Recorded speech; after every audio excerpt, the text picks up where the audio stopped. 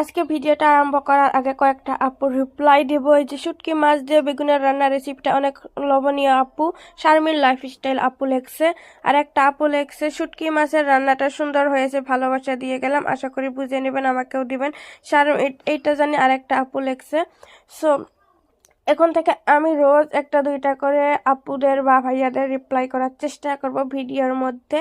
তো চলেন এবার ভিডিওটা আরম্ভ করি। আসসালামু আলাইকুম, কেমন আছে সবাই? আশা করি আপনারা সবাই অনেক ভালো আছেন। এই শুটকির রেসিপি আগে একবার দিছিলাম, ওইটারই কমেন্ট আপনাদেরকে দেখাইলাম।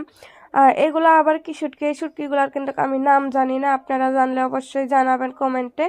তো এইগুলো শুটকি আমার কাছে অনেক বেশি ভালো লাগে। আগে আমি শুটকি খাইতাম না, শুটকির গন্ধটাই আমার সহ্য হইতো না, কিন্তু এখন অনেক বেশি ভালো লাগে। এই শুটকিগুলোর গন্ধ এত সুন্দর লাগে। সো অল্প কয়েকটা শুটকি দেখতে পারতেছেন। এখানে আমি কাঁচা মরিচ নিয়েছি, তারপরে পেঁয়াজ কুচি, আরো ক্ষেত থেকে পেঁয়াজ